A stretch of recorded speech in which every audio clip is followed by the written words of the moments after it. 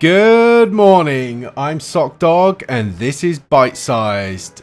Today we're going to take a look at Goblins and Grottos.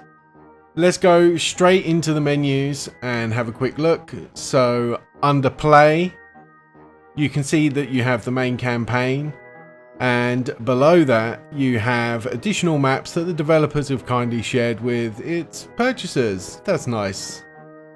There's a player created map list, so you can see the maps on there with their ratings. And there is Steam Workshop support. You have a create menu, so on here you can make your own levels with the in-game sprites and share them. A discussion forum, and in settings you can change windowed mode, volume levels. There is no resolution controls though. And you have two sets of keyboard bindings and controller support, but the controller support is limited to just actual play. It doesn't have menu control. So let's play the game. I'd classify Goblins and Grottos as a puzzle platformer light, and I don't say light as, you know, easy. It's more that the puzzles and platforming don't have too much depth to it, and you'll just be flipping switches and making controlled jumps, throwing objects to get through the levels. It isn't hard, but it isn't easy either. You'll die a lot, you'll restart a lot, and then you'll reach the end of the level. Thankfully, any frustration you may feel while playing the game is lifted by the humour that's laced deep within every single level. It references dungeon crawlers, RPGs, MMOs, pulls up memes, and it gives a good break to the challenging gameplay.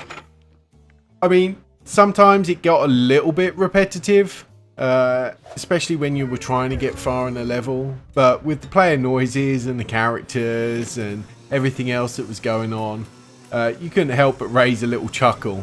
I do wonder sometimes though whether I'll get an achievement for collecting all the jokes and everything in the game. Likewise, as you retry the levels again and again, it's nice that the graphics, although they're the overused pixel art, are really well done.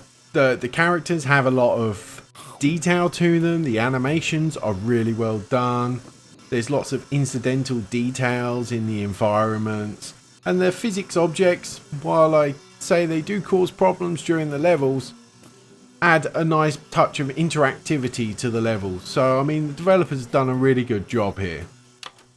For the audio, well, I wouldn't say it lives up to the level of the graphics. It's not annoying. I do love the in-game character voices where they go blah blah blah blah blah blah blah. I mean, that's really good. It saves having a full voice actor doing different types of narration. But the music isn't outstanding. I wouldn't recommend going out and buying the soundtrack, which is kind of convenient because the developer in all their kindness have put it up as a free DLC. So if you want some good old RPG adventuring music, by all means feel free to download that from the Steam webpage. So on to the physics. Items will persist after you respawn, so if you're killing a lot of NPCs, you might find all their body parts start to stack up and block a level. Likewise, when pushing objects around levels, sometimes they'll get stuck on pixels. It's a little frustration, but you can usually get around it with a little push and pull. The other aspect of it though, where you have to use a physics object to get around a part of a level, to break an object or activate a switch, may need you to restart the entire level all over again. For the level design, you are given a lot of variation graphically through castles, caves, villages, forests, and you are encouraged to explore to find secret objects like muffins, but I found myself just getting to the exit and feeling somewhat like I cheated the level by not exploring. I think if you're looking to make a timed run or collect all the muffins, you're going to be much better off with this game and get probably a lot more enjoyment from it than I did. Death is taken quite lightly. You will respawn, and there are statues within the levels for you to respawn at different places.